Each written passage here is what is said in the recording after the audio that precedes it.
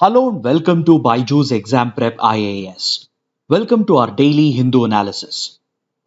But before we begin, we have a couple of announcements. This Sunday, that is on the 24th of April, Mukesh Jha sir will be conducting a workshop on how to prepare for the upcoming prelims in the remaining 40 days. So those aspirants who are preparing for the upcoming prelims, do attend the workshop without fail. And even those who are planning to appear next year can benefit out of this session. So to register for the workshop, the link shall be provided in the description box below. Then for our weekly explained session this Friday, we are going to analyze an important topic that has been in news, that is the prediction of the Indian monsoon and its significance and impact on the Indian economy. So do watch the session live at 8 p.m. on Friday, and for such updates, don't forget to subscribe to our channel. So let's get started with the analysis of today's The Hindu newspaper by looking at a column from page number 8 of the Delhi edition. This column is written by R.K. Vij, a former IPS officer and the former Special DGP of Chhattisgarh. And through this article, he defends the Criminal Procedure Identification Act, which was recently enacted by the Parliament, and argues that its provisions are not disproportionate with its objectives. See, in previous sessions, we have discussed the Criminal Procedure Identification Bill that was tabled in the Parliament, and now the bill has been passed by both the houses of the Parliament, and it has even received the assent of the President. Thus, it has become the Criminal Procedure Identification Act of 2022, but its provisions have generated a lot of controversy, and the law has even been termed as unconstitutional as it is prone for misuse by the critics of the bill. So to understand both sides of the argument, first we need to take a look at the Criminal Procedure Identification Act and its provisions. See, this bill was introduced to repeal the colonial era law known as the Identification of Prisoners Act of 1920, which provided for the collection of measurements, that is bodily measurements of any convict or any person who has been arrested for an offense. These measurements largely included physical measurements and physical samples, such as fingerprint impressions, footprint impressions, signature, photographs, etc. But to do away with the colonial era law and to address the shortcomings in the previous act, the government has replaced it with the Criminal Procedure Identification Act 2022 in order to enable the usage of modern scientific techniques in investigation.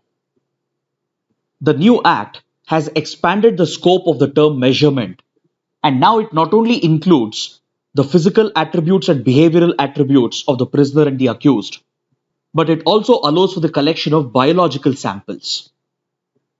With the expansion of the term measurement, the authorities can now collect not just finger impressions, palm print impressions, footprint impressions, but they can even collect modern biometrics, including the scan of the iris and the retina, along with collection of biological samples such as blood, semen, sputum, sweat, hair, etc. for DNA analysis. So essentially, this would allow the authorities to build a DNA profile of the accused or the prisoner, which could further aid in their investigation and could also potentially help in preventing crime in the future. It also includes measurements such as behavioral attributes, including signatures and handwriting. But it is important to note that such biological samples and behavioral attributes were already being measured and recorded in certain cases of heinous crimes, such as rape, as per the provisions of Section 53 and 53A of the Code of Criminal Procedure 1973. But now, what the new law does is that it is merging the provisions of the Identification of Prisoners Act of 1920 along with other provisions contained under the Criminal Procedure Code, thus providing for a comprehensive law which can enable modern scientific investigation. The purpose of the Act is to enable the use of modern scientific techniques to make police investigation more effective and also to enable the system to possibly prevent crimes, thereby making the criminal justice system more effective. But since the Act provides for collection of biometrics, including biological and physical samples, a lot of concerns have been raised regarding consent and privacy, as the provisions of the Act are considered by the critics to be violative of fundamental rights and thus unconstitutional. So the first concern with the Act is that, according to critics, it fails the test of Article 14 that provides for right to equality. Under the Act, only those arrested for offences punishable by 7 years or more, or those who are arrested for offences against a woman or child, only they can be compelled, that is forced, to give their biological samples. Whereas all the other arrested persons can be compelled or forced to give their measurements apart from their biological samples. According to critics, this classification amongst the offenders is not based on any legal or scientific rationale, and moreover discards the right of the person to consent, and hence it has been labelled as an arbitrary provision which is discriminatory and thus violative of Article 14 of the Constitution.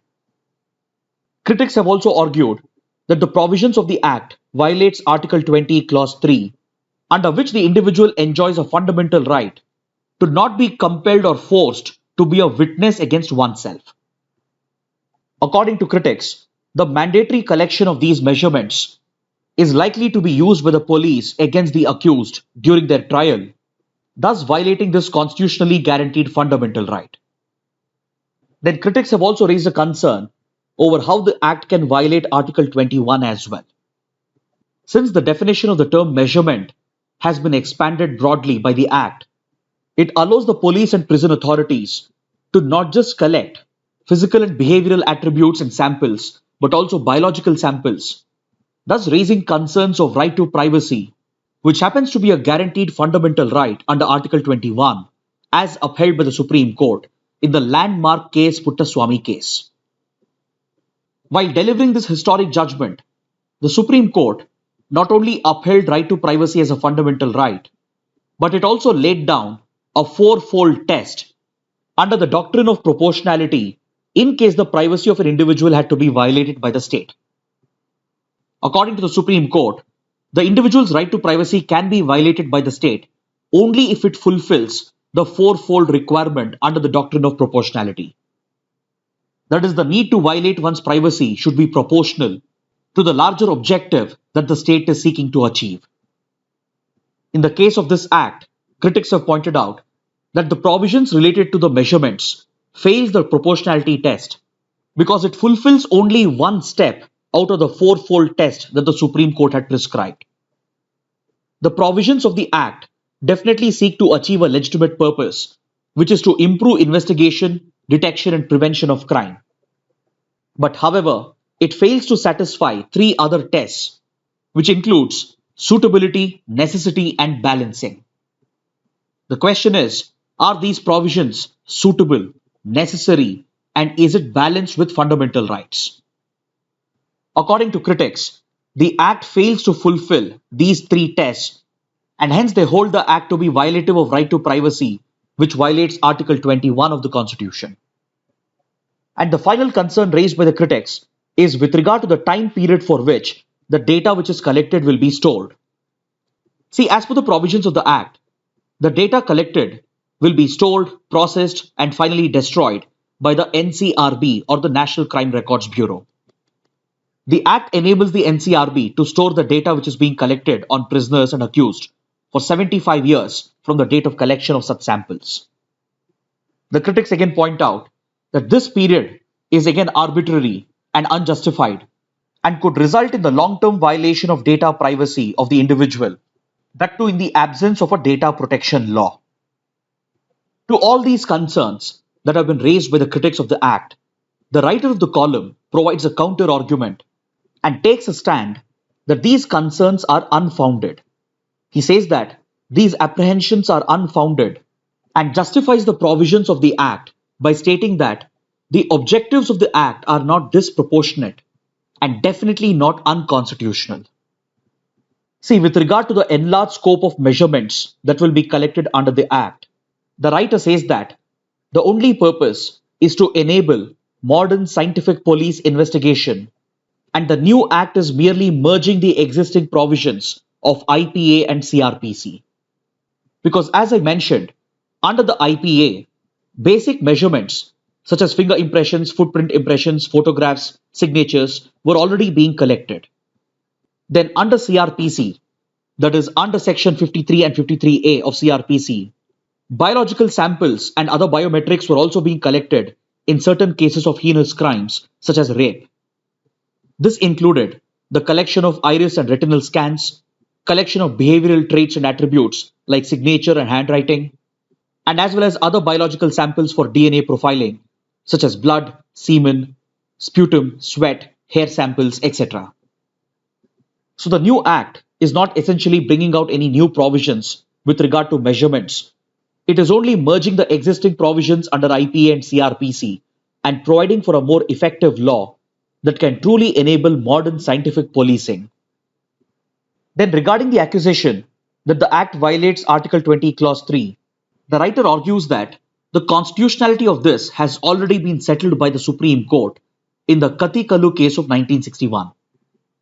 In this case, the Supreme Court had justified the collection of samples and measurements by police authorities for investigation, and it was held to be non-violative of the fundamental right under Article 20, Clause 3, because it does not amount to forcing the individual to turn into a witness against himself.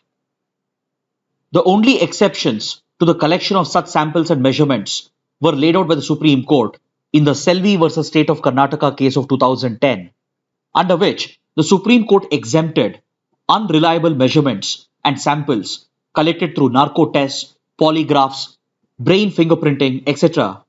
And such samples are not admitted in a court as they are considered to be violative of the fundamental right under Article 20, Clause 3. Whereas collection of physical and biological measurements and samples is seen as justified and constitutional to aid the investigation, and the constitutionality of this has already been settled by the Supreme Court according to the writer. He also argues that the privacy of the individual is not going to be violated by the new act, as the samples being collected would be strictly in accordance with the law, and there are sufficient checks and balances to prevent its misuse. Then with regard to collection of measurements of juveniles who are accused, the writer says even this concern has been addressed by the Act because its provisions are in line with the Juvenile Justice Act of 2015 and does not lead to any long-term impact on the juvenile due to the samples which might be collected and stored for a long period. But however, the writer does agree that the storage period could have been reduced by at least 10 years, and instead of storing the data for 75 years, the data could have been stored for 65 years, which would have been more than sufficient. Because according to data collected by the National Crime Records Bureau, crimes committed by persons who are above 60 years is less than 1.5% in the country. And crimes committed by people who are above 75 years is almost negligible, and hence the data could have been stored only for around 60 to 65 years. So through this counter-argument, the writer dismisses the concerns surrounding the Act, and he says that the Act is not seeking to capture all measurements in all cases. It only provides for capturing the required measurements as per the case, and the specific rules will be notified by the respective state governments. So the physical and biological samples and measurements will be captured only as per requirement in each case, and thus it satisfies the test of proportionality as laid down by the Supreme Court. He argues that such data can be very valuable in not just promoting scientific investigation and improving the criminal justice system, but it could also go a long way in detecting and preventing crime, as the data could be integrated with the CCTNS or the Crime and Criminal Tracking Network system. This ambitious IT project of the Home Ministry has enabled the interlinking of police stations and police databases, and once this is linked with the measurements captured and stored by NCRB, it could be of great help in preventing and tracking crime. But the writer also points out that the Act does not provide for linking this data with Aadhaar data, as the usage of Aadhaar for such purposes is already under question at the Supreme Court and the Delhi High Court, and hence it again addresses the privacy concerns, as the data that would be captured and stored would be used only for the purposes of investigation and for detecting and preventing crime. So this objective of the Act, according to the writer, is proportionate, and while individual rights are important, it is equally important to balance this with the larger interests of the society. Now let's take up a column from page number 9, in which the writer evaluates the James Webb Space Telescope and points out how it is an example of collaborative science and human ingenuity. See, the James Webb Space Telescope, which was recently launched by NASA, has been designed to primarily conduct infrared astronomy. It is going to replace the Hubble Space Telescope and is all set to provide great insight into the makings of the universe. But this ambitious project is not just led by NASA, and instead it's a collaborative effort of many countries and many space organizations. For this project, NASA has collaborated with the European Space Agency, the Canadian Space Agency, and several universities and organizations around the world.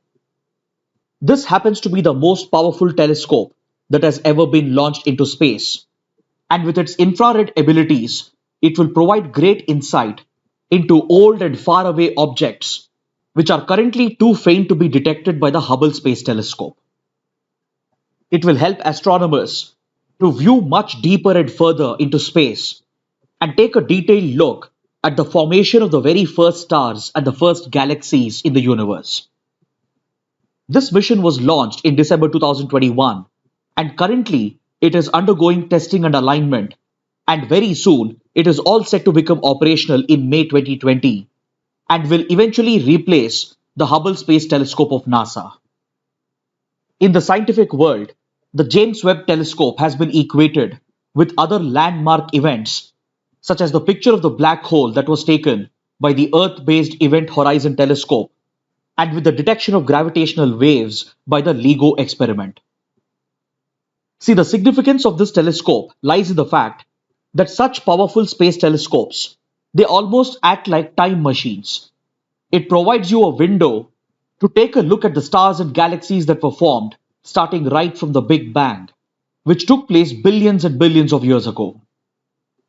As these objects are located millions of light years away, their electromagnetic signatures, including visible spectrum light, ultraviolet radiation, and infrared radiation, travels over millions of light years and gives an opportunity for powerful telescopes like James Webb and Hubble to capture the electromagnetic spectrum, thus helping us view these events in current time, which will aid our understanding of the early universe. Until now, this job was being done by the Hubble Space Telescope, which has been in operation since 1990. Currently, most of our understanding of the universe comes from the findings and the pictures taken by Hubble Telescope. But with a much more powerful telescope like James Webb Space Telescope, we will have the ability to look in the infrared spectrum that will allow astronomers and researchers to look much deeper into the universe and to understand the formation of these stars, galaxies, and planets, even by overcoming the obstruction created by gas clouds. See, the Hubble telescope was mainly capturing visible light and ultraviolet radiation to capture the pictures. But James Webb Space Telescope is different, as it is designed to look into the infrared spectrum, that is the infrared radiation emitted during these events, and it is being deployed in a unique position known as L2, which is about 1 to 1.5 million miles away from Earth. On the other hand, Hubble Space Telescope was placed in a low Earth orbit around the Earth, and it was orbiting the Earth at an altitude of just around 570 kilometers. From this point known as L2, the James Webb Space Telescope will be in a unique position to capture the infrared radiation and provide us with detailed pictures to further improve our understanding of the universe. This point known as L2 happens to be one of the 5 points which are known as the Lagrange's points. This is a point between two revolving space objects like the Earth and the Sun, where the gravitational force of the two large bodies cancels out each other. So between the Earth and the Sun, there are 5 Lagrange points, and when you place a spacecraft over here, these objects tend to be relatively stable and they require very minimal external energy to keep themselves in that position. Amongst the 5 Lagrange points, L2 is unique because it is positioned directly behind Earth and places it in a shadow area, thus hiding it from the high temperature delivered by the sun's rays. Because for the James Webb Space Telescope to function accurately, it's very important to maintain extremely cold temperatures of -200 to 230 degrees Celsius. so that it would be able to effectively capture the faint infrared radiation that is coming from billions of light years away. To make this happen, a unique innovation has been added to the James Webb Space Telescope.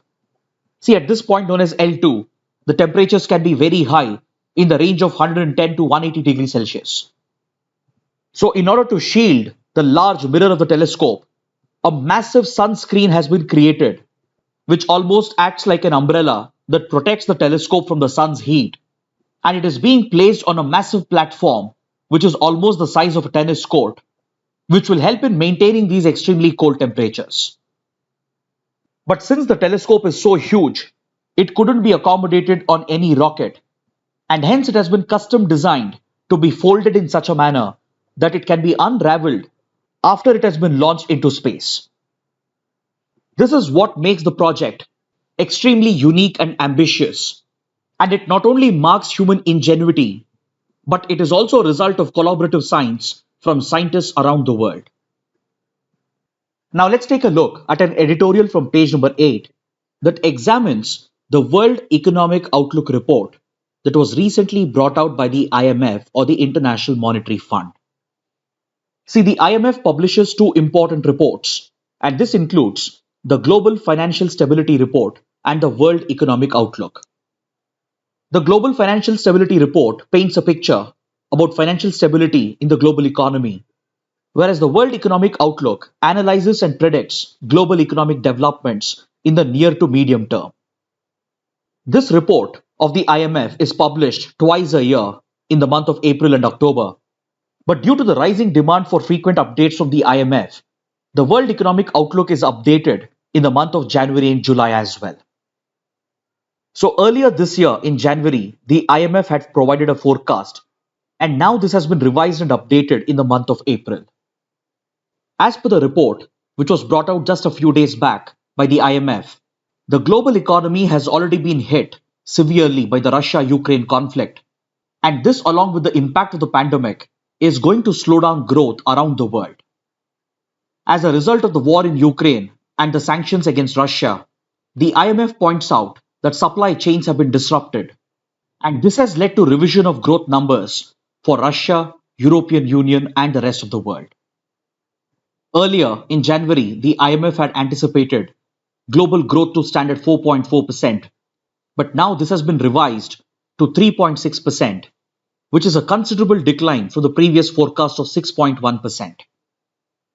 The IMF anticipates advanced economies to decline further as a result of the pandemic and the war, and the impact will also be felt across Eastern Europe and Central Asia.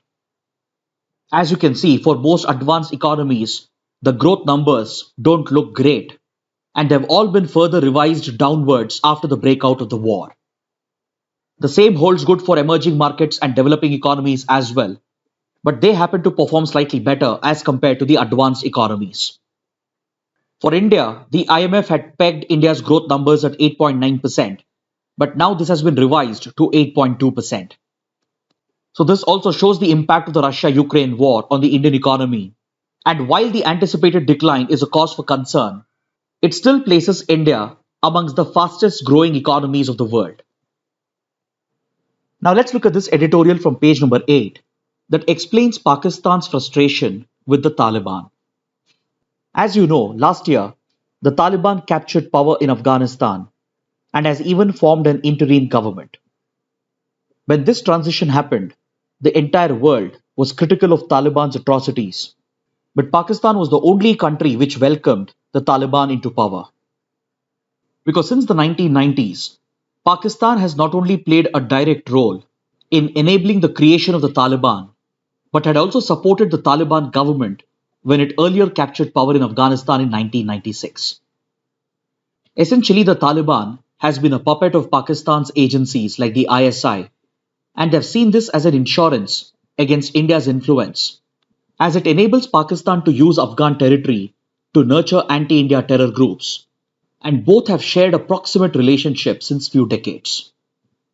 So it was only natural for Pakistan to welcome Taliban's capture of power in Afghanistan, because this would clearly undermine Indian interests and as well as American influence in the region, which works in favor of Pakistan. But now Pakistan has started developing issues with the Taliban because there exists two different factions of the Taliban. One is the Afghan Taliban and the other is the Pakistan Taliban, known as TTP or Tehreek-e-Taliban Pakistan. Pakistan has always favored and supported the Afghan Taliban as it serves its interests against India, US and Western countries. But it happens to be in conflict with the Pakistan Taliban or TTP, as the aim of the TTP is to overthrow the Pakistani state and to capture power in Pakistan to establish an Islamic state in Pakistan. In this regard, the Afghan Taliban and the Pakistan Taliban happen to be ideological brothers, as they both draw their ideological influences from the Deobandi strand of Islam. But when American forces were stationed in Afghanistan, the US was helping Pakistan to target the TTP. But after the Afghan Taliban took over the country, Afghan Taliban has been hesitant to act against TTP, which is a threat to Pakistan. So this has led Pakistan to carry out strikes in Afghan territory against the TTP, and it had even recently launched missiles into Afghanistan targeting the TTP terror camps. But this has not been welcomed by the Afghan Taliban, which today is in power, and this has led Pakistan to get increasingly frustrated with the Afghan Taliban as well. Now let's take a look at this article from page number 6. According to a study conducted by an India-based IT firm known as RMSI, several coastal areas and coastal cities of India are likely to be inundated, flooded and submerged by 2050 as a direct result of rising sea levels. This assessment has been brought out in the study based on the data provided by IPCC report, which examines the consequences and grave challenges posed by climate change and global warming. See, based on the latest IPCC report, NASA has carried out a study to identify the coastal areas and cities around the world which are at the risk of submergence and flooding. Here, you're looking at the map developed by NASA based on these findings, and the blue dots, they represent the coastal areas and cities that are likely to witness inundation, flooding and submergence in the coming years. And most likely by the end of the century, most of these areas are likely to be fully submerged due to rising sea levels, which has been accelerated by climate change and global warming. The map also depicts India's coastal areas and cities such as Kandla, Okla, Mumbai, Mangalore, Cochin, Vishakhapatnam, Chennai, etc., which are all likely to witness coastal flooding events in the coming decades. And gradually these areas are likely to be inundated and submerged, with further increase in the high tide lines. These findings of NASA based on the IPCC data has been corroborated by the Indian IT firm as well. And according to the study, by the middle of the century itself, many of India's coastal cities and areas are likely to face inundation and flooding. According to IPCC assessment, in the North Indian Ocean, sea level is rising at the rate of 1.06 to 1.75 mm per year. This was the average rise in sea level noted between 1874 and 2004. And now this has accelerated to 3.3 mm per year in just the last 2.5 decades, that is between 1993 and 2017, thus highlighting the acceleration in sea level rise due to climate change and global warming. So this report and study highlights the grave risk being faced by India's coastline and its vulnerability to the impact of climate change and global warming. In the coming decades, this is going to disrupt the population, infrastructure and property along India's coastline, and India will have to start taking immediate steps towards mitigation and adaptation. Then coming to the last article on page number 14, India has unveiled the joint navigation chart with Maldives. See, Maldives happens to be a close maritime partner for India in the Indian Ocean region, and it receives utmost priority from India under the Sagar Doctrine, as India plays a key role in securing and defending Maldives, and also considers Maldives to be a key maritime security partner in the Indian Ocean. Over the years, India has taken a lot of steps to strengthen the maritime security of Maldives, and India has not only gifted military hardware such as ships and aircrafts to carry out surveillance and patrolling in and around the exclusive economic zone of Maldives, but it has also constantly deployed Indian naval ships and Indian aircraft to secure and protect the EEZ of Maldives. Along with this, Indian defense forces also train the Maldivian defense forces and the Maldivian Coast Guard. And India has also got Maldives admitted to key regional groupings such as the Indian Ocean Naval Symposium, the Indian Ocean Rim Association, and as well as to the Colombo Security Conclave, which was recently finalized between India, Maldives, Sri Lanka, and Mauritius. So, in short, India happens to be a key maritime security partner for Maldives. To take this relationship forward, India has even taken up a project to build a harbour for the Maldivian Coast Guard. And as a result of this ongoing cooperation, India and Maldives even work together with regard to hydrographic surveys. Hydrographic surveys are essentially an exercise to map the terrain of the seafloor. Such hydrographic surveys are conducted using hydrographic survey ships, which make use of sonar technology to map out the terrain that exists on the seafloor. Such surveys provide for hydrographic data, which serves many applications, and it also contains crucial information on water levels, tides, currents, temperature, and salinity. The data is crucial to map out the shape of the seafloor or the terrain of the seafloor, which in turn helps in generating marine navigation charts, which is critical for naval deployment of ships and submarines. So, as India possesses this technology to conduct hydrographic surveys all across the Indian Ocean region, India often offers free hydrographic survey assistance to friendly countries in the Indian Ocean. Such assistance has already been provided to countries such as Myanmar and Mauritius, and India has extended the same to Maldives as well. Under this cooperation agreement, the Indian Navy had deployed INS Sutlej to map out the terrain of the seafloor in the exclusive economic zone of Maldives, where the Indian Navy is constantly deployed.